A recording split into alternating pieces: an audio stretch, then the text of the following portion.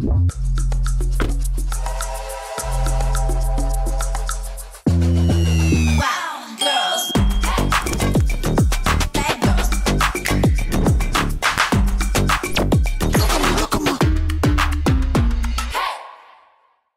Jade.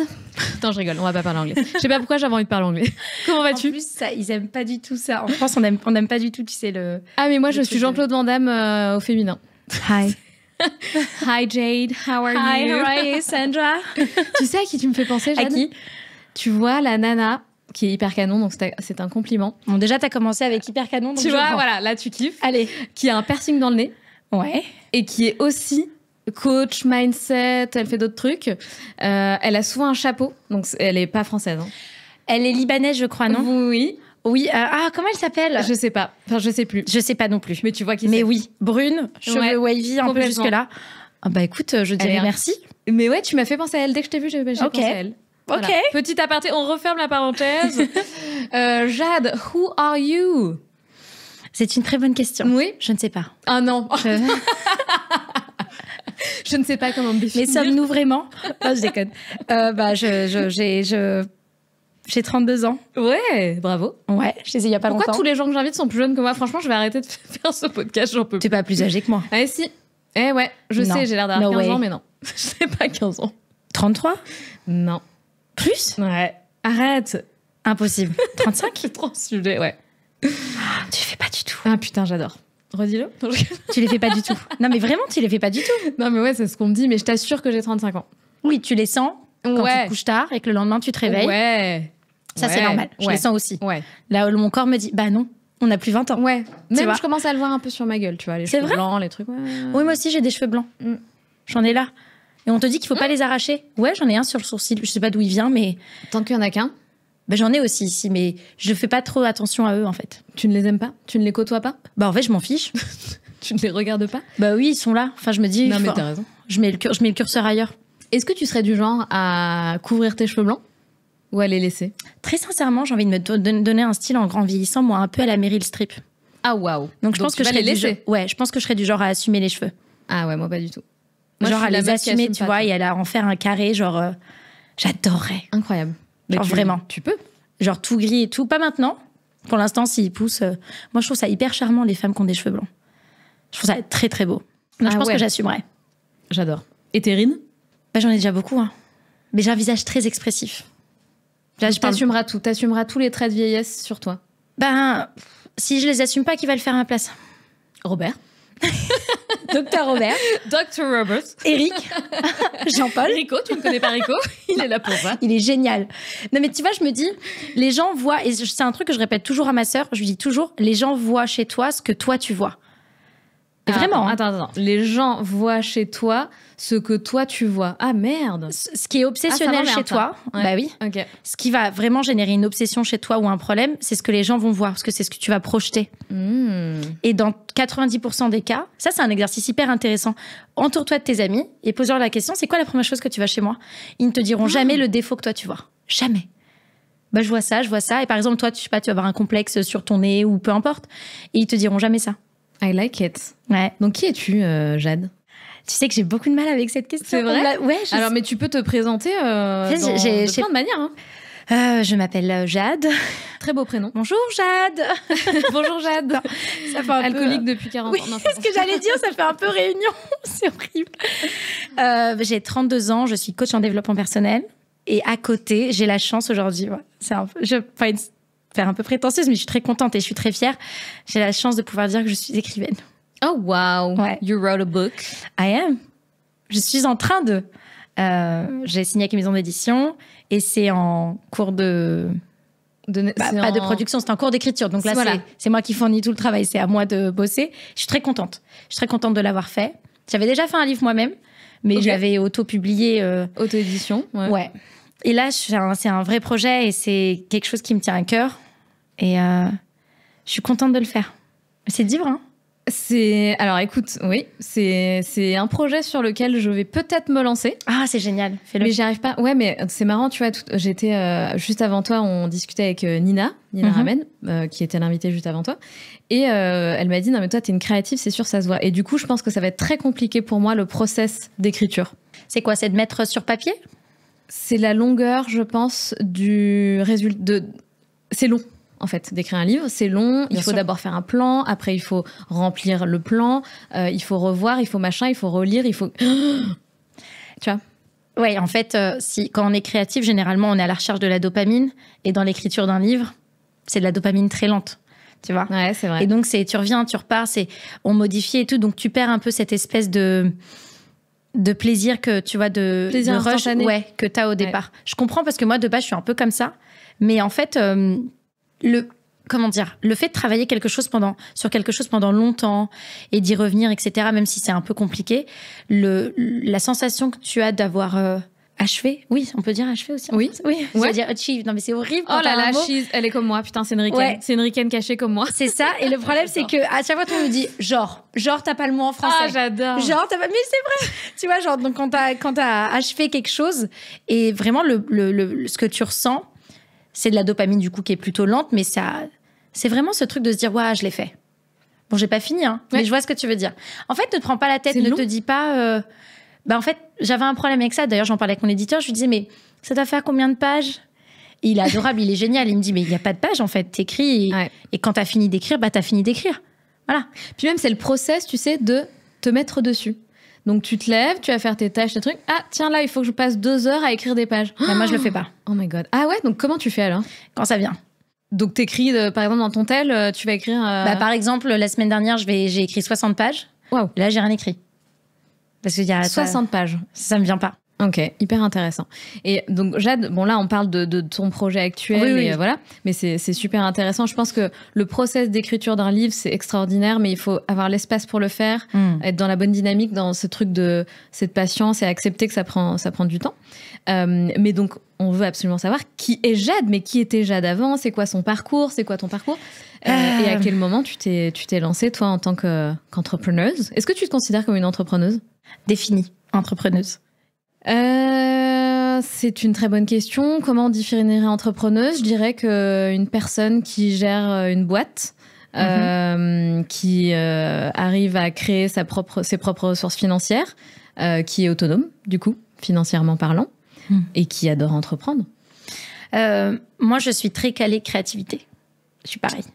Mais du coup, j'ai de la chance d'être... Je l'ai dit plusieurs fois, mais je suis extrêmement bien entourée. Moi, j'ai de la chance d'être entourée par des personnes qui aiment faire ce côté comptabilité, tout est carré, les papiers, etc. Moi, c'est pas mon fort. Je pense et j'ai aucun problème à dire que si je l'avais fait toute seule, je m'en serais pas sortie. Je pense qu'il faut reconnaître l'aide qu'on reçoit des autres. Et il faut pas avoir peur de demander de l'aide. C'est pas du tout faible. Au contraire, c'est très courageux de savoir dire, ok, là, j'arrive pas à le faire tout seul, donc je vais demander qu'on m'aide. Donc moi, je suis aidée. J'ai des gens autour de moi qui m'aident beaucoup. Mais depuis le début? Mais en fait, c'est quoi ton histoire? Parce que mon histoire, moi, de base, j'ai fait une école d'art. Ah, mais d'accord, mais t'es vraiment une artiste alors. Mais l'histoire est très drôle parce que de base, quand j'ai fait mon école, je pensais que j'allais écrire. Non, pas du tout. J'allais fabriquer les livres pour que les gens écrivent. Du coup, c'était très drôle. Tu vois, l'ironie du truc. Je me suis inscrite un peu trop vite sans me rendre compte de ce que j'allais faire vraiment. Fallait bien que je fasse un truc. Et je me suis dit, bon, allez, on va faire ça, machin. Bon, finalement, je l'ai fait. C'était très bien. Je suis très contente. J'ai travaillé un peu dans le milieu de l'édition. C'est un milieu qui est hyper fermé. Et faut accepter d'être stagiaire pendant beaucoup d'années, quoi, tu vois. Et financièrement, c'était un problème financier. Je me suis dit, je vais pas gagner 300, 400 euros pendant 4-5 ans. Et puis, est-ce que j'ai vraiment envie de faire ça? Non, j'ai pas vraiment envie de faire ça. Du coup, j'ai arrêté. J'ai fait plein de trucs. Mais je crois vraiment que la dernière expérience qui m'a poussée à changer, c'est que j'avais travaillé en banque pendant moins d'1 an. Parce qu'un ami travaillait là-bas et puis fallait que je travaille. Il m'a dit, bah tiens, ça peut être un peu sympa pour toi et tout. Je le fais. Pas du tout pour moi. Pas du tout. Déjà, le côté de vendre quelque chose, j'aimais pas. Ouais. Et j'étais pas la banquière la plus rentable de la banque parce que forcément, j'avais plus envie d'aider les autres qu'autre chose. Donc, niveau chiffres, j'étais pas au top, quoi. Et en fait, j'ai tout arrêté. Sans me demander comment j'allais faire demain. Rien, nada, tout. T'as tout arrêté, c'est-à-dire concrètement, t'as fait tout, quoi? J'ai quitté mon boulot. T'as démissionné? Ouais, j'ai arrêté tout. T'as démissionné, donc tu n'avais rien? Rien. Pas un péco? Ouais, je me suis dit, ok, maintenant, tu vas t'asseoir, tu vas te demander ce que tu veux faire. Vraiment. Parce qu'on a tous des vaisseaux qui gravitent autour de nous. Les vaisseaux, c'est les amis, le travail, les relations amoureuses, la famille, etc. Nos passions, etc. J'ai dit, tu vas rien, tu vas te retrouver face à toi-même et tu vas voir ce que tu veux faire. Qu'est-ce que t'aimes vraiment, concrètement? Et en fait, je sais même pas comment j'en suis arrivée là parce que je pense vraiment que, et je le dis, hein, quand tu traverses ta tempête toute seule, mais vraiment, et que tu sors de ta zone de confort, ça vient à toi assez naturellement. C'est venu à moi tellement naturellement de faire ce que je suis en train de faire aujourd'hui que alors, bien évidemment que c'est difficile. Il y a des épreuves, c'est pas facile, tu vois, tu dois construire des choses, etc., etc. Mais c'est facile dans le sens où c'est c'est ce que tu devais faire. Ça, je sais pas comment dire. Ça coule en fait. Tu dis c'est là que je dois être. Ma place, elle est là. Pour l'instant en tout cas, ma place est là et c'est exactement ce que je veux faire. Après, je pense que c'est une fibre. Je pense que les gens grandissent. Du moins, quand on veut faire un métier comme le mien, on l'a toujours un peu en nous, tu vois. C'est-à-dire qu'en grandissant, t'entends « Ah, tu donnes de bons conseils. » C'est vrai. Donc, tu vois, il y a quand même un truc dans un coin de ta tête qui est quand même là, où les gens te le rappellent, où tu sais que t'aimes bien faire ça. Ça te fait du bien d'aider les autres. Ouais, c'est vrai. Et donc, en fait, c'est tombé assez naturellement. Tu t'es dit, je veux coacher les gens, je veux aider les gens. Mais en fait, tu pars d'une idée de qu'est-ce que j'ai envie de faire. Tu vas pas vraiment le nommer. C'est-à-dire que tu vas pas vraiment en trouver le métier que tu as envie de faire. Tu veux conseiller les gens, tu veux les aider. Qu'est-ce que tu aimes bien faire? Moi, j'aime bien aider les gens. J'aime bien faire ça. J'aime bien. Ça me fait du bien. Et parce que, on va pas se mentir, tout émane de nous. Donc, bien évidemment que quand on aide les autres, c'est aussi parce que ça nous fait du bien à nous. Indéniablement, tu vois. Évidemment. Alors, parce que l'altruisme, comme on l'entend, n'existe pas, en fait. Ah, tu crois? Oui. La notion d'altruisme. Tu crois pas qu'il y a des gens qui sont dévoués? Ah oui, mais comme ils sont, en fait, c'est leur voie d'être dévoués, c'est ça qui leur apporte leur épanouissement, en fait. Exactement. Donc oui, évidemment. Ouais, donc l'altruisme, comme on l'entend de manière... l'altruisme complet n'existe pas. On fait tous les choses... En fait, on peut pas être altruiste de manière complète parce que tout émane de nous et on peut pas sortir de nous-mêmes. Comment on est censé faire? Même si tu penses que tu le fais, non, tout émane de toi. Donc il y a forcément quelque chose, une conjoncture, quelque chose qui a fait que tu en es là aujourd'hui. Donc, ça a à voir avec toi avant tout, tu vois. Donc, je me suis dit, OK, je veux aider les gens. Ça, c'est un truc que j'aime faire. Comment on fait, du coup, pour aider les gens? Et en fait, naturellement, j'en suis arrivée là. Et donc, qu'est-ce que tu as fait? Ça a été quoi ton premier move pour gagner ta vie, en fait? Mon premier move, ça a été mes amis et ma sœur. C'est OK, les gars, j'adore, parce que moi, je le dis, je le répète, je suis très bien entourée. J'arrive avec une idée et j'ai des gens en face de moi qui vont me dire... OK, tu veux faire quoi? Qu'est-ce que tu veux faire? On est là. Tu veux aller là, tu veux aller à gauche, tu veux créer de société, qu'est-ce que tu as envie de faire? Et donc, j'ai des gens qui vont tout de suite me soutenir. Donc, ça qui est bien. Et donc, c'est ton entourage qui t'a guidé? Ah oui, bien sûr. C'est un truc de ouf. Ah oui, moi, j'ai aucun problème à le dire. C'est même eux qui m'ont guidée à publier un livre, à travailler avec une maison d'édition, c'est eux. Et dès le premier mois, tu as réussi à avoir des clients, des clientes? C'est un métier qui fonctionne beaucoup au bouche à oreille. Hein. Ça veut dire qu'on va avoir une ou deux personnes et ces personnes-là vont parler à des personnes qui vont parler à des personnes. Donc, ça fonctionne beaucoup comme ça. Moi, j'ai beaucoup de personnes que j'ai eues en coaching qui m'ont dit je suis une amie de... Ah oui, je me rappelle d'elle. Oui, du coup, elle m'a parlé de toi ou machin m'a parlé de toi et tout, machin. Après, il y a eu les réseaux sociaux. Donc, les réseaux sociaux ont aussi beaucoup aidé. On va pas se mentir. Ça aide beaucoup. Et voilà, je sais pas quoi dire d'autre. Ouais. Non, mais c'est bien, c'est intéressant. Moi, j'aime toujours comprendre justement, parce que en fait, si tu veux, nous, nos auditrices, la plupart d'entre elles, pas toutes, mais t'as quand même vachement de femmes qui sont salariées ou l'équivalent, qui aimeraient entreprendre, lancer des projets, etc. Et c'est toujours intéressant d'avoir justement l'histoire des personnes. Comment est-ce qu'elles ont fait? Donc toi, t'as carrément sauté sans parachute. C'est pas forcément ce qu'on recommande. Hein. Les filles, ne sautez pas, ne faites pas comme Jade. C'est pas forcément ce qu'il faut faire, sauf si c'est dans votre vibe. Et puis après, c'est comment est-ce que tu trouves des clientes? Comment est-ce que tu fais pour te rémunérer? Comment est-ce que tu dessines ton projet? Tu vois? Est-ce que toi, tu te dis, bon, allez, je vais aider les gens, je vais trouver une première personne à accompagner? Est-ce que tu as commencé à dessiner un écosystème? À quel moment tu t'es lancé sur les réseaux sociaux et de quelle manière? Tu vois? Je vais être très honnête avec toi. Je vais être très honnête. Hein. Sois honnête. Moi, beaucoup de personnes m'ont posé la question. Je sais pas. Comment ça, tu sais? Franchement, je vais pas mentir. Je n'ai aucune stratégie commerciale. Je n'ai aucune stratégie marketing. C'est vrai, j'ai jamais fait de plan sur 5 ans ou autre. J'y suis allée avec ma bonne volonté, vraiment.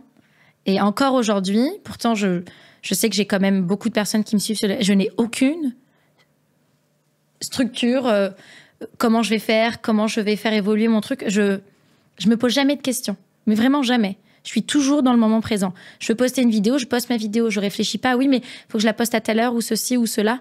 Et moi, je pense vraiment qu'aujourd'hui, après, bien sûr, je dis pas que ce qui a marché pour moi marchera pour tout le monde. Bien sûr. Mais parce que je pense qu'il y a un côté où je dirais pas que c'est écrit, mais tu vois, je pense que quand c'est ton moment, tu vois. Et je dirais que les gens sont un peu criants de sincérité aujourd'hui. Je pense qu'on l'a un peu perdu. Et aujourd'hui, les gens recherchent un peu ça. Où ils n'ont pas envie d'avoir un format hyper parfait. Parce que la perfection, en réalité, elle n'existe pas. Et les réseaux sociaux nous ramènent à une perfection un peu illusoire, en fait. Où toi, je sais pas, t'as pas été à ton cours de pilates, t'as pas mangé hyper sainement, voilà. T'as pas fait ta skincare routine et tu tombes que sur des personnes qui ont une vie hyper calée. Tu te dis, ça fait pas beaucoup de bien au moral.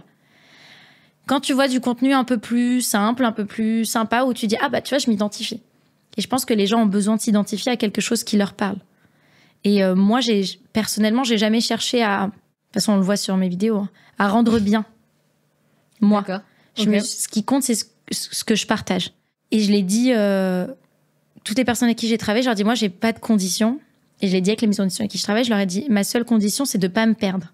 Je veux pas que les gens pensent que je veux prendre leur argent. Vraiment, c'est un truc, ça a toujours été ma phobie. Ah oui, d'accord. C'est qu'on pense, mon père m'a toujours dit, attention, tu travailles avec le cœur des gens, c'est un métier compliqué quand même. C'est vrai quand on y pense. C'est des gens qui ont des problèmes. On n'est pas sur quelque chose où tu joues pas avec tu vas ça, vendre des vêtements ou des parfums. Non, c'est quand même quelque chose de... Il y a un vrai enjeu. La responsabilité, elle est dingue. Et moi, je crois au karma, quoi. Enfin, tu vois, je pense que la roue tourne. Donc, je vais pas m'amuser à jouer avec le cœur des gens. Et donc, il y a ce côté où j'ai juste gardé toujours en tête, je veux pas me trahir. Et donc, je pense que pour toutes les personnes qui veulent entreprendre, faut qu'elles se demandent c'est quoi le message, c'est pourquoi je veux le faire. Pourquoi je veux le faire et surtout, c'est quoi ma limite? Parce que y a plein de propositions après quand tu entreprends. On te propose plein de choses, on te propose aussi de faire de l'argent et tout, tu vois, très rapidement. Mais c'est quoi ton moteur? Moi, mon moteur, c'est je veux pouvoir me regarder dans 15, 20, 25 ans, que ma famille puisse me regarder et demain mes enfants et qu'ils disent pas « Ah, maman, t'étais comme ça. » Tu vois? Ouais. J'ai envie d'être un modèle et je veux qu'on puisse dire « Jade, elle a jamais changé. » Je pense que c'était mon moteur. Tu vois. Complètement. Et ça l'est encore aujourd'hui. Ouais. Moi, c'est un peu ce que je me dis aussi. Tu vois, j'ai toujours ce truc que peu importe où mon aventure entrepreneuriale m'emmènera, je veux rester moi-même, je veux rester humble, je veux garder les pieds sur terre, je veux garder mon côté fun et drôle et pas toujours glamour, parce que je suis loin d'être une nana glamour. Enfin, voilà, je suis hyper nature peinture, comme on dit. C'est naze cette expression, mais c'est vrai. Mais je veux rester comme ça, tu vois. Même si un jour, en termes de réussite, de succès entrepreneurial, ça va loin, je veux rester comme ça. C'est vraiment un de mes objectifs. Mais pour moi, c'est le plus important, c'est de ne pas vouloir se perdre.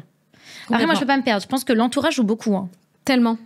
Moi, j'ai des amis, pour bien éviter que je prenne la grosse tête, j'adore parce qu'ils mettent le haut-parleur de l'enceinte et puis ils mettent mes vidéos. Je leur dis, vous êtes vraiment, mais vraiment, les gars. C'est hyper bâtard, ça. Écoute, Jade, laisse-le partir. C'est horrible. Mais c'est très drôle. C'est très drôle. Non, j'adore. Je suis pas susceptible, donc j'adore. J'adore parce que tout le monde me soutient à côté, mais à côté, tout le monde ne se gêne pas pour me...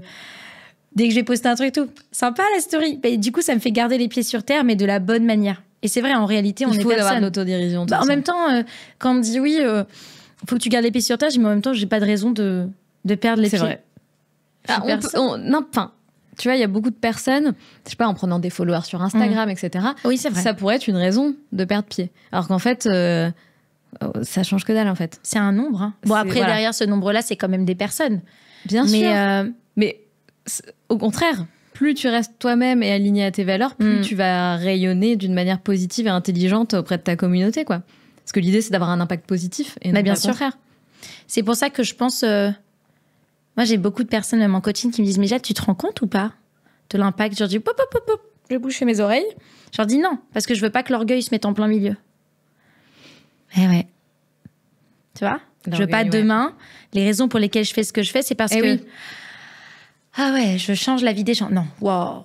Ouais, c'est pas moi. Hein. Est-ce que tu penses pas quand même que on a besoin d'un minimum d'ego pour faire le travail qu'on fait, pour être entrepreneuse, pour être sur les réseaux. Sinon, on n'y serait pas. Bien sûr.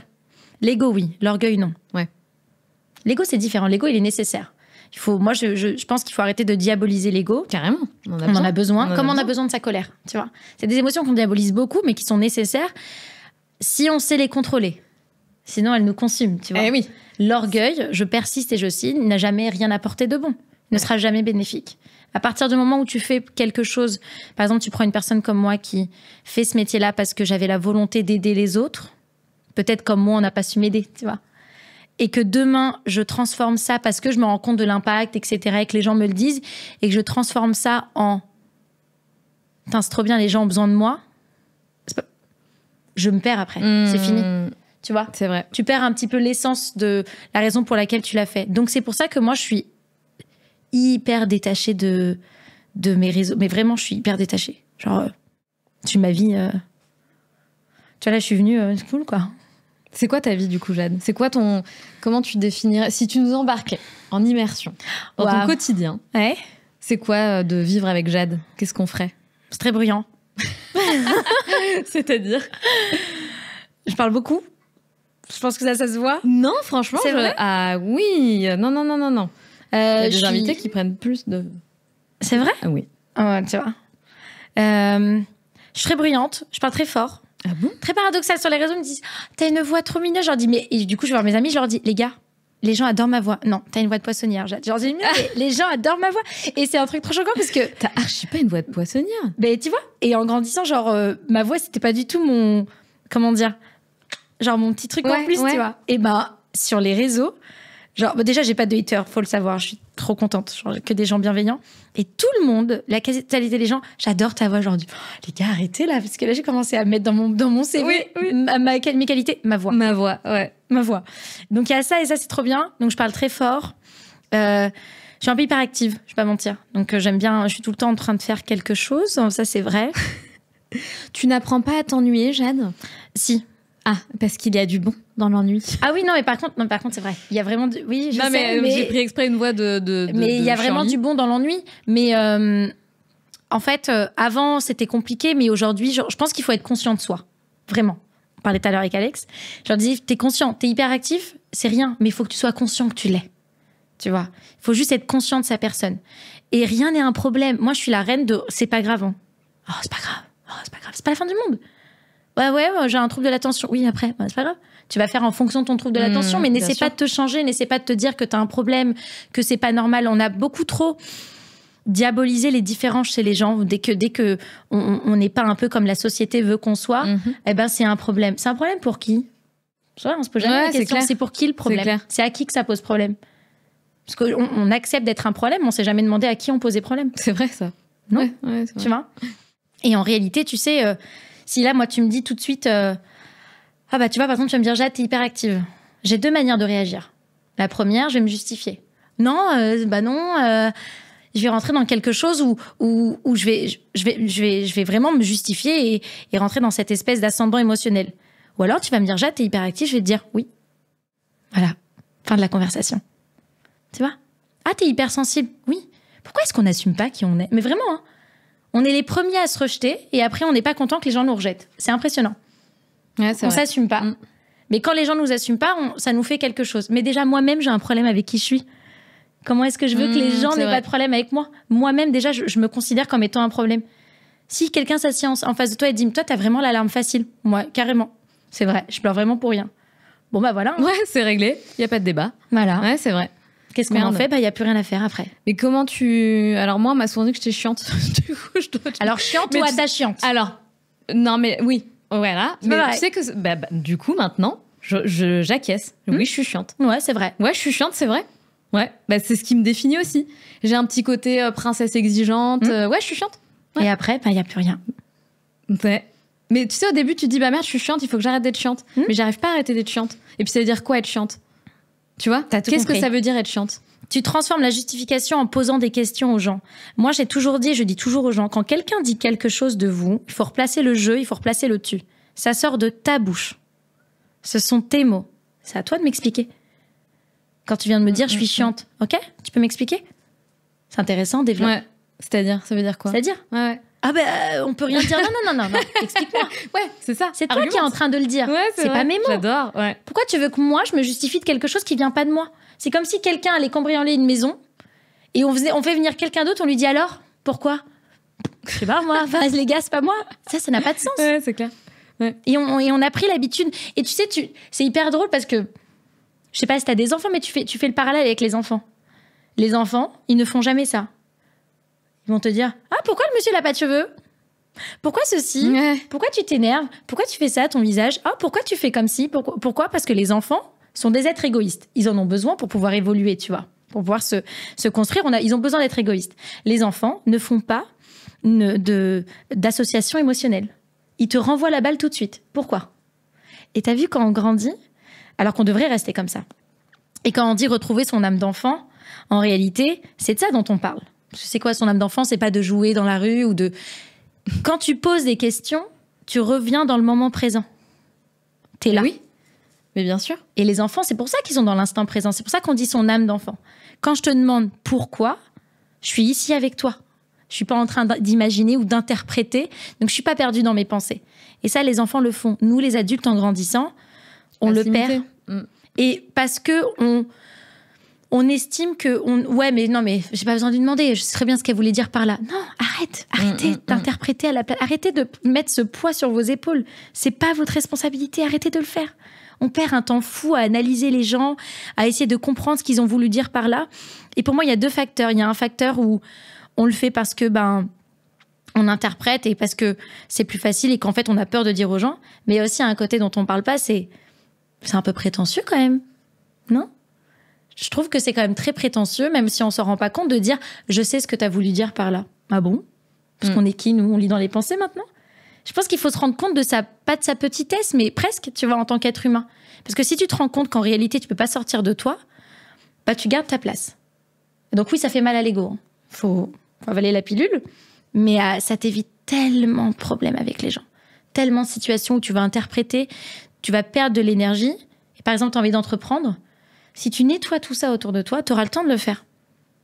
Beaucoup de personnes, ils veulent entreprendre, mais il y a ça qui gravite autour d'eux. Il y a plein de vaisseaux autour d'eux. En fait, ils se disent, j'arrive pas, c'est pas pour moi. Si, c'est peut-être pour toi, mais il y a peut-être trop de choses autour de toi qui font que t'as pas assez d'énergie pour le mettre là-dedans. On est des conducteurs d'énergie. Si je mets 80% dans ma relation amoureuse, je mets 20% dans ce que les gens pensent de moi, je vais pas avoir assez pour mettre pour moi, en fait. C'est logique. C'est pas dire que j'en suis pas capable, c'est juste que le curseur est mal placé. Complètement. Tu vois? Il y a souvent ce problème-là, d'ailleurs. C'est un vrai problème que tu soulignes chez les femmes qui sont salariées et qui aimeraient entreprendre et qui sont en plus mamans. C'est ce truc de je vais devoir, et c'est ce qu'on essaie de leur faire comprendre, tu vas devoir te faire passer en priorité, oui, la majeure partie du temps, dans ta vie. Et c'est ce truc de, oui, tu es la priorité de ta vie, c'est pas parce que t'es maman. Enfin, moi, je me suis toujours dit ça. Je savais, quand j'étais enceinte, même avant d'être enceinte, je me suis toujours dit, le jour où je deviens maman, je serai avant tout une femme. Et parce que ça, c'est ma maman qui me l'a inculqué aussi, tu vois. Ah oui. Mais jamais je me suis dit, attends, je vais être maman, donc tout le monde va passer avant, mon mec, le bonheur de mon fils. Non, en fait, il y a moi, et si moi je suis heureuse, je vais pouvoir rayonner et apporter le meilleur à mon enfant, à mon couple, etc. Et ça, tant que tu le comprends pas, tu vas être frustrée et malheureuse, en fait. Tu peux pas le comprendre, parce qu'on est dans une société conçue pour l'homme par les hommes. C'est un fait. Bon, je sais que ce sujet... Bon, j'adore ce sujet, on adore. Ça va beaucoup déplaire. Mais non, on n'aime pas les hommes chez les locomotives. Non, je rigole. Non, mais si, on a besoin d'eux et ils ont besoin de nous, tu vois. Mais on vit dans une société qui a été conçue par l'homme pour l'homme. C'est un fait. Et tu vois, moi, je vais être très honnête avec toi. Alors, comment dire? Je ne crois pas en la... Je ne veux pas dire que je ne crois pas, mais j'ai ma propre définition du féminisme. Déjà, je n'accepte pas le fait qu'on doive parler de féminisme, parce que déjà, j'ai pas besoin de prouver que j'ai le droit d'être là. On commence par là, tu vois. Mais est-ce que tu penses pas que c'est une nécessité? Malheureusement, oui, c'est une nécessité, malheureusement, parce que par rapport à tout ce qui se passe, etc., on a eu besoin de la même manière que d'autres personnes, d'autres communautés ont eu besoin du coup de créer quelque chose pour eux. Exactement. Mais, et je parle avec beaucoup de femmes et je remarque quelque chose. Quand le féminisme est mal compris, on tombe dans quelque chose de « je peux le faire ». Je peux le faire. Je vais te montrer que je peux le faire. Et donc, en réalité, quand on réfléchit un tout petit peu, on est toujours dépendant des hommes. Dans le sens où je vais te montrer que je peux faire aussi bien que toi. Mais pourquoi j'ai besoin de prouver à quelqu'un que je peux faire aussi bien que lui? C'est quoi qui est nourri par ça exactement? J'ai pas besoin de le prouver. Parce que oui, je peux faire aussi bien que toi. Oui et non. Les hommes produisent leur testostérone en dormant. C'est pas notre cas en tant que femme. Non, les hommes n'ont pas de dérèglements hormonaux. On en a. Tu vois ce que je veux dire? Physiquement, notre corps est plus fragile. C'est un fait. Et en fait, on fait de nos fragilités en tant que femme une faiblesse. Et on retrouve des femmes dans des énergies masculines, avec une charge mentale qui est proche de 100. Parce que je peux le faire. Mais c'est pas parce que je peux faire quelque chose que je dois le faire. Si demain, je n'ai pas le choix, et que du coup, je suis dans l'urgence, je le ferai. Parce que je sais que j'en suis capable. Mais pourquoi j'ai besoin que tous les gens autour de moi sachent que j'en suis capable? Si moi, je le sais, c'est pas suffisant. Et du coup, aujourd'hui, la tendance, c'est d'avoir des femmes dans des énergies très masculines. C'est tellement vrai. Très masculines. Je me reconnais vachement là-dedans. Tu vois? Et en fait, mais pourquoi? Et donc, du coup, est-ce que c'est vraiment du féminisme si je suis encore dépendante de ce que l'homme a... Non, mais il faut qu'il voit que je peux m'en sortir. Pourquoi? C'est lui qui... Donc, c'est encore lui qui décide. Même dans je sais pas si c'est il faut qu'il voit que je peux m'en sortir. Moi, c'est plus que je me reconnais plus dans cette énergie-là, tu vois. Enfin, si on revient vraiment au truc de base, la femme qui faisait la popote et qui éduquait les enfants, moi, ça m'épanouit pas, en fait. Le moins je cuisine, le plus je suis heureuse. J'aime pas ça. Je le fais parce qu'il faut le faire et que je mange bien et que j'aime bien manger. Mais déjà, la répartition des tâches est équivalente. Mais je me retrouve plus dans je gère un business. J'adore, en fait. Même si, tu vois, j'en parlais avec mon psy la semaine dernière. Il disait, oui, mais il y a quand même des mauvais côtés à ça. Je dis, oui, c'est vrai. J'aimerais bien être plus, mon côté princesse, être plus une princesse, qu'on m'emmène au resto, enfin, me laisser plus porter. Alors que je représente tout le contraire. C'est moi qui drive, c'est pas bon, en fait.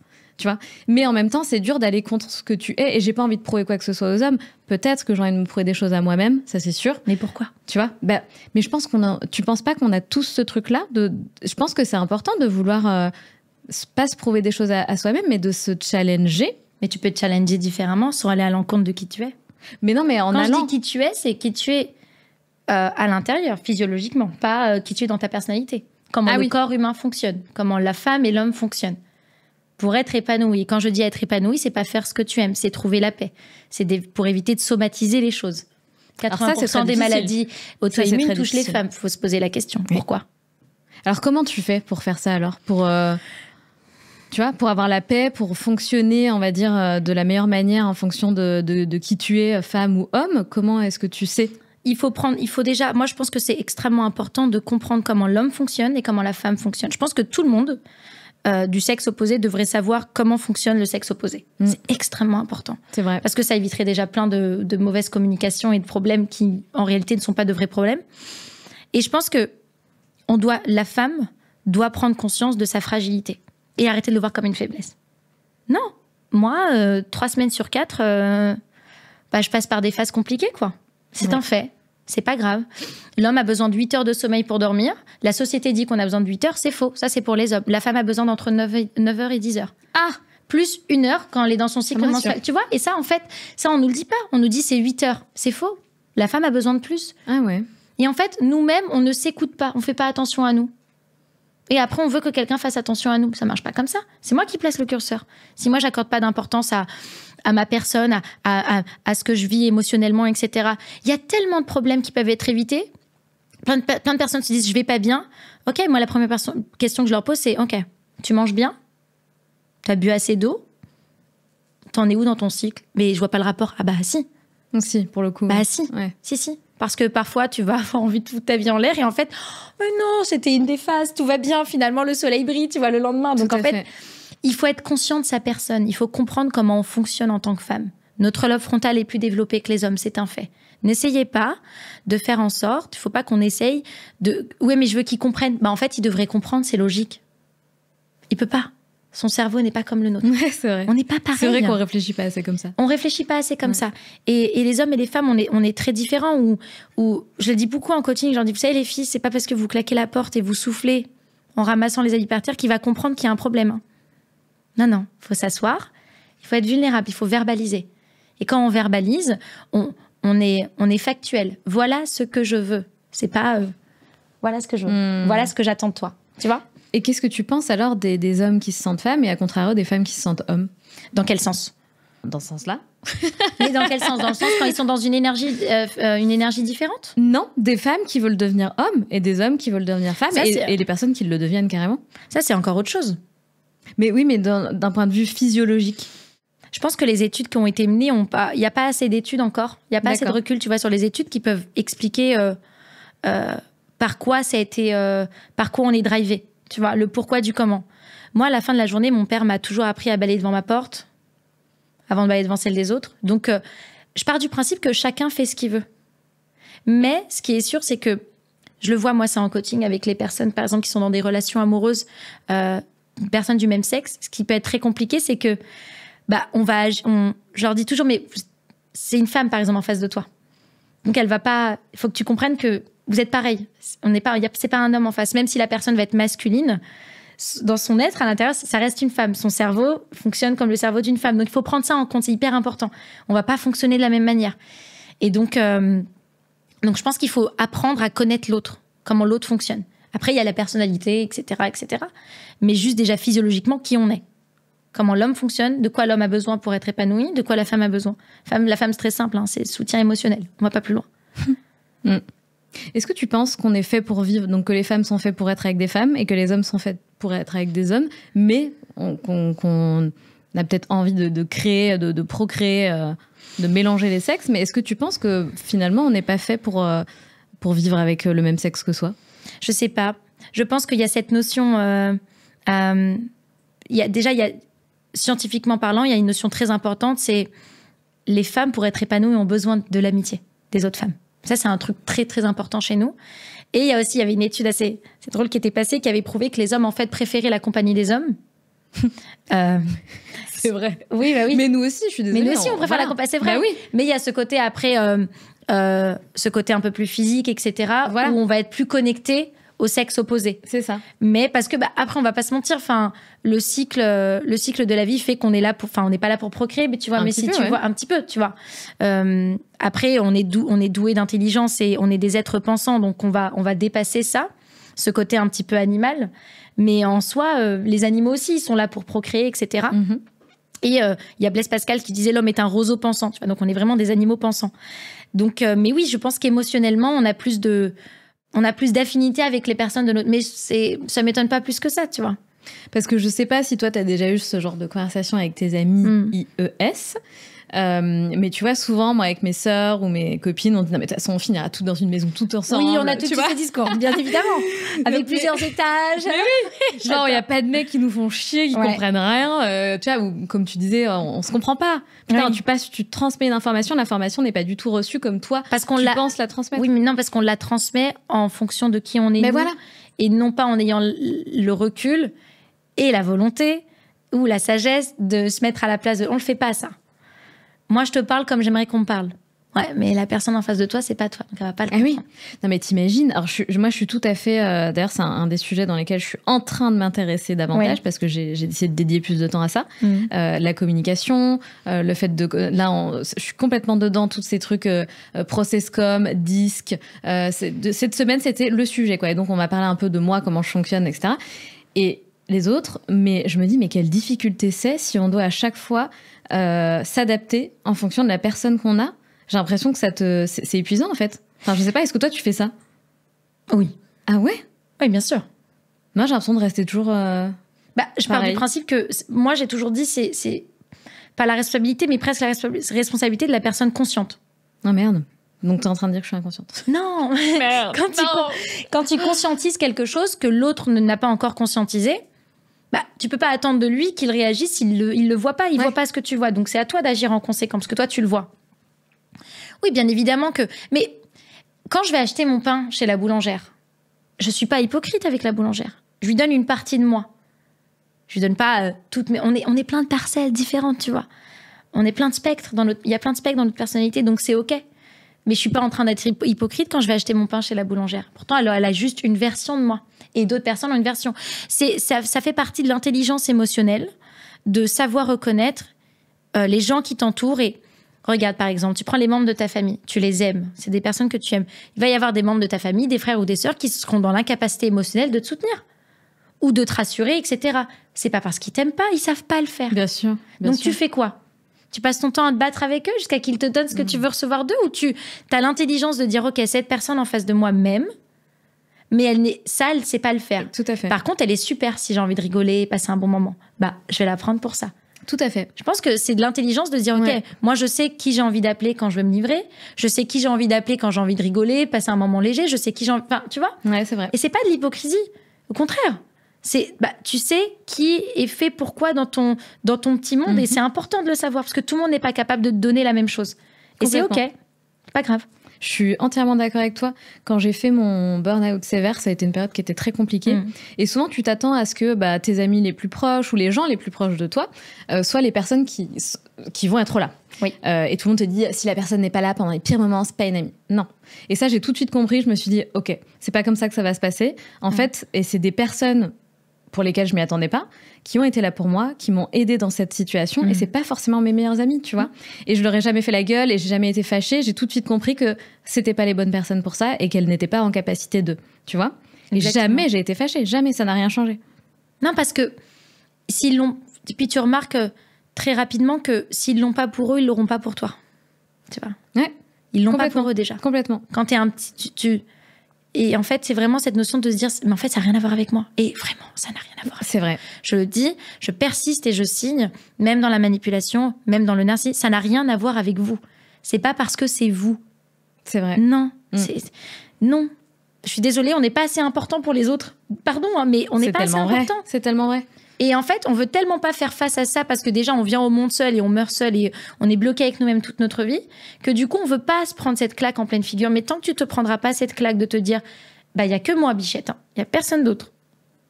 Tu vois, tant que tu n'accepteras pas ça, tu seras encore dans, ouais, mais pourquoi il a fait ça? Pourquoi? Les gens font ce qu'ils veulent.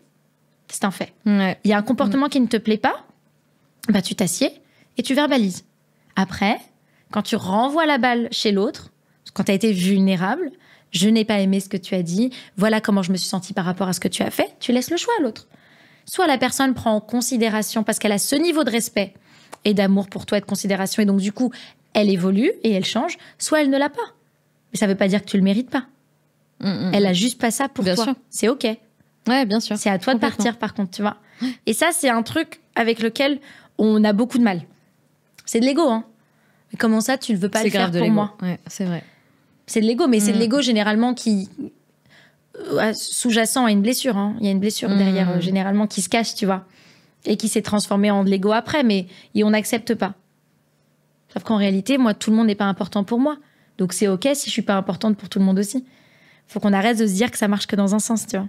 Ouais, c'est clair. Et puis on est très égoïste. Tout le monde est très égoïste. Mais on doit l'être. Il y a pas de. Tu sais, souvent dire, toi, t'es égoïste. Enfin, non, tout le monde est égoïste. Tout le monde est égoïste à un certain niveau d'égoïsme, mais tout le monde, et comme tu dis, on doit l'être pour être la priorité de sa vie, pour se concentrer sur ses projets, pour aller de l'avant. Il faut qu'on soit un minimum égoïste. Si tu penses pas à toi, tu penseras jamais aux autres de la bonne manière et de manière saine. Tu vois? Jamais. Ouais, parce que t'attendras des autres qui viennent compléter cette espèce de vide ou manque d'amour que tu te portes pas, en fait. Regarde, je vais te donner un exemple. Moi, j'en parlais avec ma sœur il y a pas très longtemps. C'est un médecin qu'on connaît, qui a passé sa vie à soigner des enfants, etc., qui est très âgé, qui continue à travailler. Tu sais, moi, je dis toujours, tu prends ça en photo, en fonction de toi et moi où on se positionne, on n'aura pas le même angle. Bien sûr. Pourtant, c'est le même mug qu'on a pris en photo. C'est la même chose, c'est le même produit, il n'a pas changé. Complètement. Et en fait, dans la vie, donc je prends ce médecin. Moi, tu me poses la question, il est génial. Il est génial. Parfois, il taffe jusqu'à 22h, il prend les enfants. Enfin bref, il adore ce qu'il fait. Il a aidé tellement de personnes. Maintenant, positionne-toi à la place de sa femme. Elle n'a pas le même discours. Ben non. Ben oui. Mais bien sûr. Donc en fait, pourquoi? Parce que ce médecin n'est pas assez égoïste. Donc sa femme, elle n'a pas le... C'est un médecin génial, ouais, mais c'est pas un mari hyper génial. Parce que moi, tous les soirs, il rentre à minuit. Et on n'a pas de vie de couple. Tu comprends? Donc en fait, ce qui est bien pour les autres ne l'est pas forcément pour certains, n'est pas forcément pour les autres. Et donc le fait d'être égoïste, le fait de se dire, OK, j'ai envie d'aider les gens, mais il y a moi aussi. Il faut aussi que je fasse attention à moi et à mes enfants et à mon compagnon ou ma compagne, etc. Le fait, c'est fixer des limites en réalité. Hein. T'es obligé de fixer des limites. Sinon, ce sera toujours au détriment d'eux. Et donc, est-ce que tu peux considérer être une bonne personne? En tout cas, il y a tellement de questions qu'on peut se poser sur qui on est, comment on a envie d'être, la relation avec les autres, la gestion émotionnelle. Bien sûr. C'est tellement des sujets vastes et intéressants, et c'est tellement des sujets, si chacun était plus éduqué à ce sujet-là, etc., je pense qu'on serait de meilleures personnes, qu'on aurait des meilleures relations, qu'on serait plus heureux. On a regardé un TEDx cette semaine avec mon chéri qui était hyper intéressant. Je retrouverai pas le nom du mec parce que je me rappelle pas. Un Américain... Bref. Et en fait, il expliquait qu'ils avaient fait une étude sur plusieurs années, sur X personnes. Et en fait, ils avaient remarqué un point commun, c'est que les personnes qui ont le plus de relations sociales et des relations sociales positives, pas quelque chose qui te pompe et qui est négative, leur permettent de vivre plus longtemps. Et c'est hyper important, en fait, la relation aux autres. On est des animaux sociaux. Mais tellement. On pense qu'on n'a pas besoin des autres, c'est faux. On n'est pas fait pour vivre seul. Faux. Totalement faux. Paradoxal avec le fait qu'on vienne au monde seul. C'est vrai. Mais est-ce qu'on est si seul que ça On est dans le ventre de notre mère. Oui, alors après, on n'est pas seul en fait. Non, tout le monde dit ça, on est au monde seul, mais bullshit en fait. T'es dans le ventre de ta mère pendant 9 mois. Et in utero, maintenant il y a aussi des schémas qui se créent in utero, donc c'est encore un autre, encore un autre sujet. Voilà, oulala, oui. Et c'est génial, tu vas voir parce que ça touche les femmes. Oui. Toujours nous, hein. Toujours, on s'adore. Est-ce qu'on peut dire que les femmes s'adorent? On s'auto-kiffe un peu, non? Moi, très sincèrement, alors moi, je vais pas dénigrer les hommes parce que les hommes sont super. Mais on adore les hommes aussi. Et on a besoin d'eux. Mais enfin, les femmes, c'est quand même des êtres de lumière. Ouais. En fait, un homme va acheter un appartement et une femme va en faire une maison, quoi. Tu vois, va en faire un foyer. Ouais. Donc il y a vraiment ce côté où la femme, elle crée et elle je sais pas comment expliquer. Il y a vrai. Bon, après, tout le monde n'a pas le même, tout le monde n'a pas le même vécu, indéniablement, mais on a cette intelligence émotionnelle qui fait que déjà on est de meilleurs leaders, faut le savoir, normalement, même si voilà, on est fait pour être de meilleurs leaders.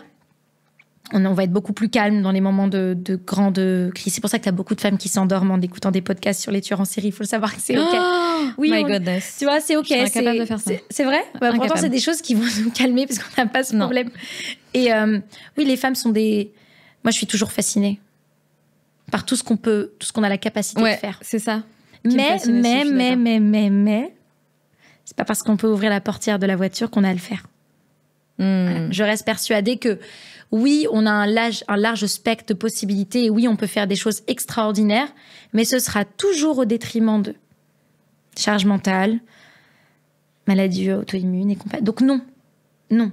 Si demain je n'ai pas le choix, faut sortir l'écro, on sortira l'écro, pas de souci. Mais tant que j'ai le choix, prioriser le repos. Moi, je dis toujours les filles, priorisez le repos. Écoutez-vous un peu. Oh là là, c'est vrai ça. Tu vois, c'est hyper important. Je pense que c'est le meilleur conseil qu'on peut donner à... Prioriser le repos. Ouais, tout le monde. Mais je fais plein de choses pour moi. Tu fais quoi? Parce que quand tu demandes à une femme de décrire sa journée, il n'y a pas un moment dans la journée où c'est un truc pour elle. Jamais. Ça dépend quelle femme. Moi, je suis peut-être pas une femme alors. Non, mais parce que... Non, mais après, regarde, ça dépend de l'éducation que tu as eue. Ouais.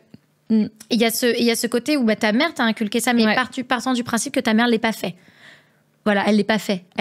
J'aurais probablement suivi ce schéma. T'aurais ce schéma-là, et puis après, on tombe dans l'extrême. Dans l'hyper-indépendance. C'est pas bon non plus. Non, bien sûr. Tous les extrêmes ne sont pas bons. Bien sûr. Parce qu'on a besoin de laisser de la place à quelqu'un. Mais moi, j'aime que les gens prennent soin d'eux. Tu vois ce que je veux dire? C'est pas que moi. Mais est-ce que toi, tu acceptes de prendre soin de toi? Mais oui. Moi, je prends soin de moi. J'ai besoin que tout... J'aime faire passer ce message-là. Tu vois, genre, que ça soit pour mon mec, pour ma famille, pour mes sœurs, pour mes amis.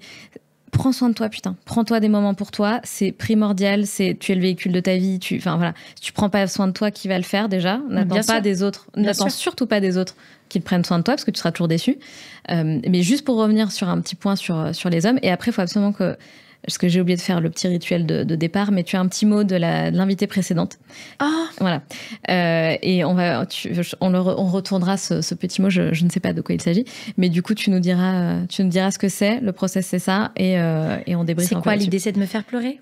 Pas du tout. Parce que ça peut fonctionner. Ah ouais? Ah oui. Mais elle ne te connaît pas, elle ne sait pas qui tu es, elle a juste ton prénom. Mais ça peut être très fort, on verra. Ça peut être très fort. On verra. Tout est possible. Je suis faible. Non mais attends, ça peut être un truc qui te parle pas du tout. Voilà. Je voulais juste faire un petit point sur les hommes, parce qu'on parle beaucoup des femmes, etc. Mais tu as quand même mentionné plusieurs fois qu'on aime les hommes, on n'a pas de problème avec les hommes, etc. Et d'ailleurs, moi, j'ai souvent été très, très proche des hommes parce que j'aime beaucoup rire. J'ai un sens de l'humour. C'est très important pour moi, l'humour, dans ma vie. Et c'est pas pour dénigrer les femmes ou dire qu'elles sont moins drôles, mais putain, qu'est-ce que je me marre avec les mecs. Qu'est-ce que je me marre. Qu'est-ce qu'ils sont plus drôles que nous, pardon, hein, mais... Après, ça peut s'expliquer aussi. Ça peut s'expliquer. Ils ont cette légèreté que les femmes n'ont pas aussi. Qu'on peut pas avoir. Parce qu'on a mis trop de poids sur nos épaules. Et tous les mecs sont pas drôles. Hein. Non, attention, on n'est pas drôles, tous les mecs sont pas drôles. Mais ils ont ce... moi, je pense que c'est extrêmement important que chacun connaisse ce dans quoi il est doué. Voilà, c'est très important. Une femme et un homme, on n'est pas pareil. Arrêtez de chercher l'égalité. L'égalité n'existe pas. Elle n'existera jamais et on ne pourra jamais l'avoir. Il faut chercher l'équité. L'équité, oui, c'est quelque chose qu'on va rechercher. Mais l'égalité en soi, les hommes et les femmes doivent être égaux, c'est faux. On ne sera jamais égaux. On ne peut pas l'être. Et au lieu de dire les hommes sont supérieurs à nous, non, on peut aussi dire que les femmes sont supérieures émotionnellement. Tu vois, enfin, ça dépend comment on dit les choses. Évidemment qu'on est supérieurs. Je fais exprès. T'as bien qui a rien compris à tes propos. Évidemment. Donc Jade, elle a dit qu'on était meilleurs que vous. C'est ça. Okay. Donc on est supérieurs, mais ça on le savait déjà.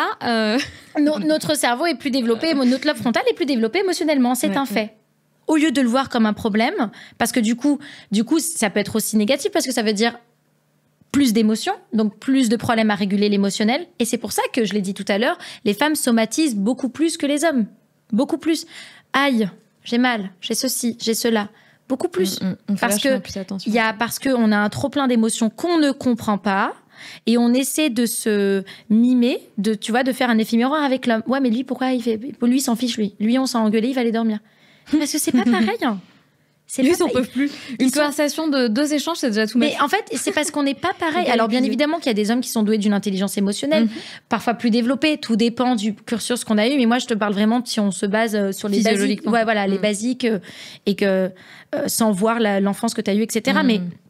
Et du coup, on s'énerve sur quelque chose qu'il ne donne pas, mais qu'il n'est pas capable de donner. Ouais, c'est vrai. Tu vois ? Ouais, c'est vrai. Ça éviterait bien des conflits, ça. Hein. Mais ça éviterait énormément de conflits dans des couples qui, parfois, n'ont même pas besoin d'exister. Il y a beaucoup de couples qui ne fonctionnent pas. Et quand tu creuses...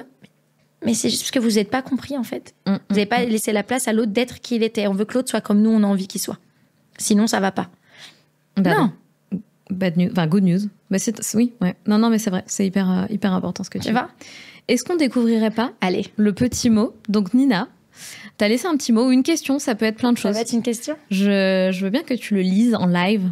Oh, c'est trop mignon. Jade, ce que tu vas faire pour toi-même aujourd'hui. Ah, mais alors, il y a un truc qui est fou, Jade. Ouais. Pourquoi? C'est que souvent, le petit mot, et ça, c'est marrant qu'on le lise à la fin. Il y a quand même un lien avec la discussion qu'on vient d'avoir, on est d'accord. Oui. Alors que tu n'avais pas vu ce mot. Non, je l'avais pas vu. C'est fou ou pas? Je promets. Je déconne. Non, mais voilà. Ce que je vais faire pour moi aujourd'hui, mais que pour moi. Que pour toi. Je vais... Non, ne casse pas le petit papier. Non, je vais pas faire ça. Je ne fais pas ça. Je ne casserai pas le... C'est très mignon, hein, en plus. Hein. Mais tu as raison, la découpe n'est absolument pas au bon endroit. Je montre. Oui. Alors, ce que je vais faire pour moi aujourd'hui, franchement, je sais pas. Que pour moi, je vais lire mon bouquin au lieu d'écrire le mien. Allez. Tu vas lire ton propre bouquin? Non. Ah. Très prétentieux. Je fais photo-lire. Je vais me lire. Je vais me lire et puis je vais... Non. J'ai fini toutes mes séries, j'ai tout fini. Oh, d'ailleurs, balance-nous des séries, là. Nobody Wants This. Of course, je l'ai dévoré. Incroyable. Le bisou est incroyable. Incroyable. Moi, je me base vraiment d'un point de vue relation, un peu coach relou, tu vois, mais d'un point de vue, on est sur une relation saine qui est extraordinaire. Elle a un attachement émotionnel évitant. Oh, putain, elle est incroyable. Lui, il est hyper sécure. Et super. Forcément, du coup, c'est exactement ce type de personnalité qui doivent aller ensemble. Non, mais oui. Tu vois, non, mais c'est intéressant parce qu'à un moment donné, quand elle a le hic, là, le dégoût. Ouais, j'adore. En fait, c'est ce que font les gens qui ont un attachement émotionnel évitant. Il y en a beaucoup, hein. Ils s'en rendent pas compte. Quand tu leur dis, ouais, mais non, mais j'ai pas aimé comment il a mâché. Ouais. C'est bizarre, ça. Et ça te dégoûte et tu bloques dessus. Bah oui, parce qu'en fait, il y a ce côté où dès que ça devient un peu trop vulnérable, la plus grande peur de l'évitant, c'est de perdre sa liberté et d'être vue comme étant une personne vulnérable, tu vois, donc faible. Et donc, tout de suite, elle est dans le rejet. Et quand il lui dit, I got you, genre, I can handle you, tu vois. J'adore. Ça a tout de suite... Ça me donne des frissons. Parce que la personne, parce qu'il était hyper sécure. Donc celle-là, c'est génial. Je conseille à 100%. Vraiment, c'est la définition d'une relation saine. C'est marrant que ça soit cette série, parce que c'est la série qui m'a marquée, genre... Là, parce que je regarde pas non plus, je fais pas une boulimie de série, mais du coup là, elle m'a vraiment marquée. Ah moi, elle m'a marquée, et puis je l'ai regardée d'un point de vue un peu pro, tu vois. Oui, mais j'ai trouvé ça génial. Elle est vraiment la définition de quelqu'un qui essaie de faire différemment, qui essaie d'évoluer, etc. Et en fait, elle arrive à le faire parce qu'il lui laisse la place pour le faire. Et ça, c'est juste. Donc, si les gens l'ont pas regardée, foncez la regarder, elle est géniale. C'est à peu près tout. Après, bon, je suis plus un peu calée Seigneur des Anneaux et tout, donc. Oh God, ouais. Non, moi c'est un peu macabre. Il y avait je me rappelle même plus. Lord of the Rings sur Amazon. Oui.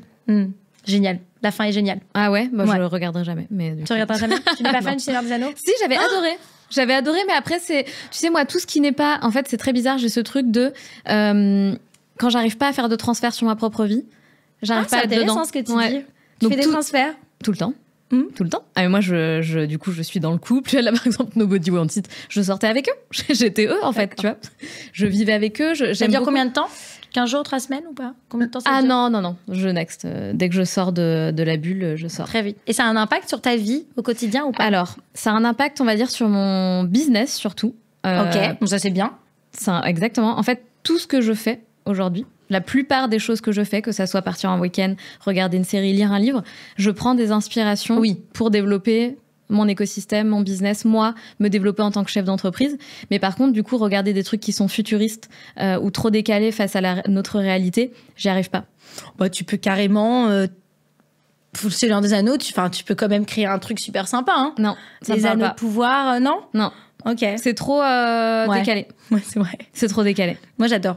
J'adore parce que j'aime bien, moi, j'en ai besoin. Je vais finir sur ça, mais pour les personnes qui veulent entreprendre, on est des conducteurs d'énergie. Tous, tout le monde est des conducteurs d'énergie. Tout ce qui rentre doit sortir. Faut que ça reparte, tu vois. On est des éponges. Donc, si tu fais un métier comme ça où tu vas travailler pour toi, donc tu vas entreprendre, quand tu entreprends, tu n'as jamais fini. Ton cerveau, il s'éteint jamais. C'est pas comme quand tu es au boulot, tu finis à 18h. À 18h, c'est terminé et on rallume l'ordinateur le lendemain. Malheureusement, ça arrête jamais. Ouais. Moi, pareil, on n'arrête jamais vraiment. Donc, c'est extrêmement important d'avoir des moments comme ça où moi, je vais adorer les romans fantastiques, etc. Ouais. Parce qu'en fait, j'ai besoin d'avoir une coupure de la réalité parce que j'ai un métier un peu compliqué quand même. Tu vois, c'est pas des sujets toujours faciles. Donc, il me faut un truc à côté très léger, très un peu vampire, machin et tout, tu vois. Comme ça, je m'évade un peu, c'est extrêmement important. Donc, il faut trouver ce qui fonctionne pour soi. Et quand tu veux entreprendre, il faut boucher ses oreilles.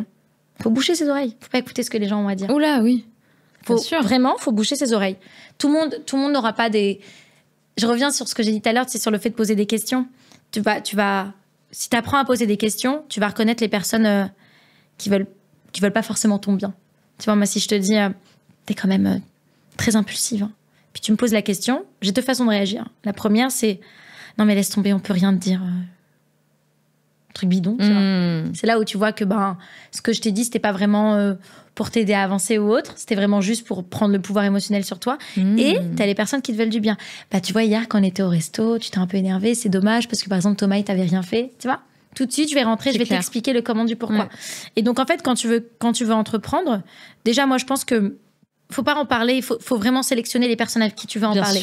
Bien sûr. À qui je vais en parler. Bien sûr. Parce que faut se dire, ok, est-ce que la personne en face de moi, faut vraiment faire une analyse, hein. Elle est émotionnellement assez stable et assez développée émotionnellement dans sa personne, tu vois. Tout à fait. Pour accepter ce que je vais lui dire. Dans ses baskets. C'est ça. Parce que si la personne, elle va pas bien, elle va te dire, elle sait pas prendre de risques, elle va te dire, mais t'es sûre, c'est hyper machin et tout. Et tout ce qu'on dit s'imprime et s'archive. Ça disparaît jamais. Et donc, ça va rester dans un coin de ta tête. Si en plus de ça, toi, t'as un mini syndrome de l'imposteur, t'as pas trop confiance en toi, c'est mort. Donc, il faut vraiment aller chercher les personnes qui sont ultra positives. Moi, je te le dis, c'est OK, tu veux faire quoi? C'est pas pourquoi, comment. OK, on y va. Et si ça marche pas, on rira et puis on fera autre chose. Trop bien. Si tout le monde pouvait être entouré de personnes comme ça. Et du coup, t'es là, tu te dis, OK, même si moi j'ai... OK, let's go, quoi. J'y vais, et au pire, ça fonctionne pas, j'aurais essayé, et puis voilà. Ouais. Moi, j'ai pas ce problème de manque de confiance, j'ai plus ce genre mini syndrome de l'imposteur, quoi, tu vois. C'est mignon, il est mignon. Il dérange pas beaucoup, mais il est là, quoi. Tu vois, se dire, qui a envie de te lire. Ouais, je vois ce que tu veux dire. Mais il faut dépasser ça, faut le faire quand même. Tu vois. Ouais, mais c'est un très bon conseil. Je pense que c'est un peu cette phrase qui est bateau, mais que j'adore. La vie des autres, c'est la vie veilleuse des autres, tout simplement. Bien sûr, en fait. Exactement. Voilà. Il faut bien sélectionner. Ma chère Jade, c'était franchement trop cool d'être à tes côtés. Tu fais du bien. Je pense que tu fais du bien. Non, ne pleure pas. Ne pleure pas. Non, mais c'est vrai. Je pense que tu fais du bien. Je pense que t'es ce genre de personne qui entre dans une pièce, ça rayonne. Tu vois, t'as un espèce de rayon soleil. Je pense que t'as pas envie de faire du mal. Je pense que t'as envie de faire du bien autour de toi. Et je pense que, ouais, c'est ça. Je dirais en une phrase. Qui est Jade? Jade, elle fait du bien. Jade, elle fait du bien. Je trouve que ça lui va bien. Qu'est-ce que t'en penses, Alex? T'es d'accord avec moi? Je fais qu'acquiescer. Tu vois, il ne fait qu'acquiescer. Il fait comme ça. Voilà. Merci beaucoup. Donc, sur ces belles paroles, ma petite Jade, est-ce que tu peux regarder la caméra centrale? Ok, voilà. Et faire un petit mot d'au revoir aux personnes qui nous regardent sur YouTube. Alors, oh là là. Cours le mot, Jade. Cours. Cours. Ah, très bien. Allez, il faut partir. Cours le mot. Mesdames et messieurs, non, je rigole. Bah, je vous dirais, c'est exclusivement des femmes? Pas exclusivement. Il y a des hommes cachés qui nous écoutent. Alors, aux femmes et aux hommes cachés qui nous écoutent. Non, vraiment, les gars, plus sérieusement, je vous dirais qu'on est 8 milliards d'habitants sur Terre, que personne ne va se souvenir de vous, et que même si ça fait extrêmement peur, c'est une réalité. Et plus vite on en prend conscience, plus vite on se rend compte qu'on peut faire les choses. Et au final, c'est pas très important ce que les autres ont à dire de nous. Et tant que ça vous plaît à vous, c'est le plus important. Voilà, faut faire ce qui nous plaît à nous, pas ce qui plaît aux autres. J'adore. Personne va se rappeler. Personne ne se rappellera de moi. Ouais, c'est vrai. Tout le monde s'en fout, en fait. Tout le monde s'en fiche. Et vraiment, quand tu veux pas faire de choses, quand tu veux pas aller chanter dans un karaoké ou autre, pose-toi la question. Les gens vont dire, t'as chanté? Les gens s'en fichent. Ouais, c'est clair. On est bloqué avec nous-mêmes. Et moi, je dis, il faut le faire. J'avais un ami qui était comme ça. Je lui dis, il me disait, faut le faire. Je lui dis, fais-le même si t'as peur. Bien sûr. Même si tes mains tremblent, même si t'as les mains moites, même si t'as le cœur bas, fais-le quand même. Bien sûr. Et à force, et puis il faut être confortable avec ce sentiment d'inconfort, tu vois. Complètement. Tu vois. Et après, ça devient une addiction. On adore avoir peur, on adore se faire peur. On veut faire des choses. Alors, on évite les addictions. Non, alors oui, mais bon, on évite la dopamine express. C'est vrai. Mais il en faut un peu, bien évidemment qu'il en faut un peu. Tu vois. Mais ouais, très joli mot de fin, très bon conseil. N'hésitez pas à nous dire ce que vous avez pensé des conseils de Jade durant cet échange, de cette discussion absolument fascinante. Abonnez-vous évidemment à la chaîne. N'hésitez pas à liker, commenter, tout ce que vous voulez. On adore. Merci pour votre fidélité. Et on se retrouve mardi prochain. Salut Jade. Salut.